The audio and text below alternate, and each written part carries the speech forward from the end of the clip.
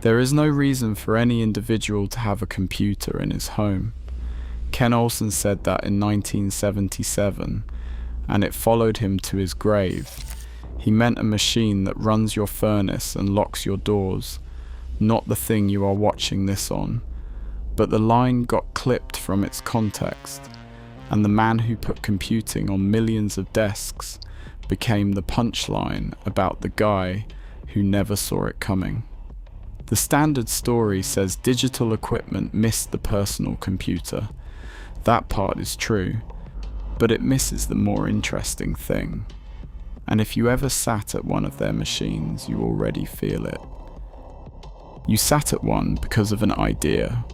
Digital equipment started in 1957 when two MIT engineers, Ken Olsen and Harlan Anderson, rented the floor of a Civil War era wool mill in Maynard, Massachusetts for $300 a month. Red brick, a clock tower, the smell of raw wool still in the beams. Georges Doriot, the man who more or less invented venture capital, funded them and told them to drop the word computer from the name, because in 1957 nobody would fund a computer startup. The idea came from a machine at MIT called the TX-0.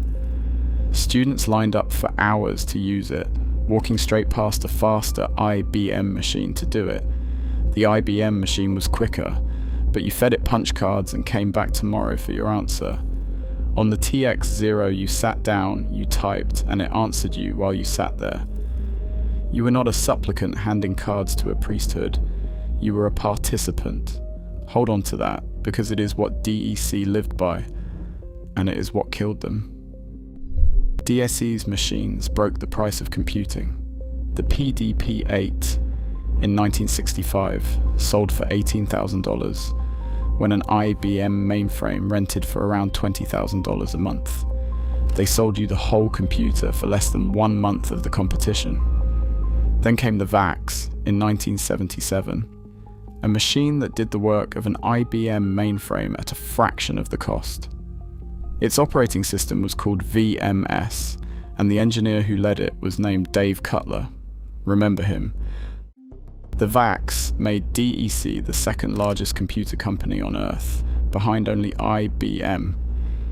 120,000 employees. In Massachusetts, the second largest employer behind the state government itself. The company told to hide the word computer from its own name had just beaten the biggest computer company in the world at its own game. If you are enjoying this, subscribe, because we dig up one of these forgotten machines every week. Now here is the part that turns. DEC's whole belief was that a smaller, cheaper machine always beats a bigger one, and then a smaller, cheaper machine did it to them.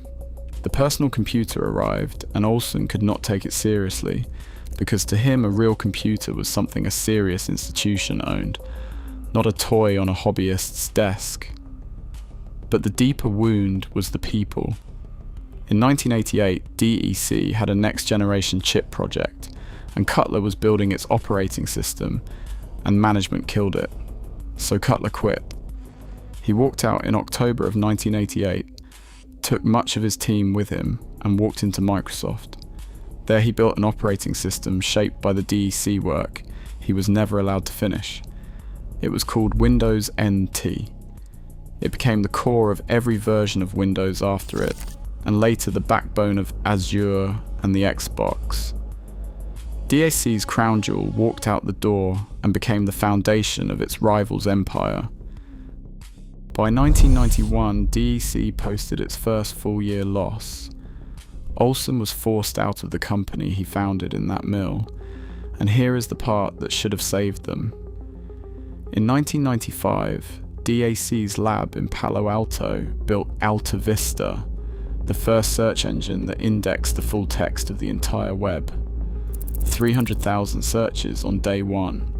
It ran on DEC's own servers, and that was the problem, because DEC did not see the most important website of the decade. It saw a demo to show off its hardware. They had the future of the internet running in their own building, and they treated it like a brochure. In 1998, DEC was sold to Compaq. Compaq was swallowed by Hewlett-Packard 4 years later, and the name digital equipment vanished, gone from the industry it helped invent. But walk into the Computer History Museum today, and a VAX is sitting there behind the glass. That operating system, VMS, is still running inside banks and stock exchanges right now. And every time a cursor blinks and waits for you to type, that is Olsen's one conviction still alive, the idea that you are a participant and not a supplicant. The mill in Maynard still stands, and the clock in its tower still keeps time. The name is gone from it.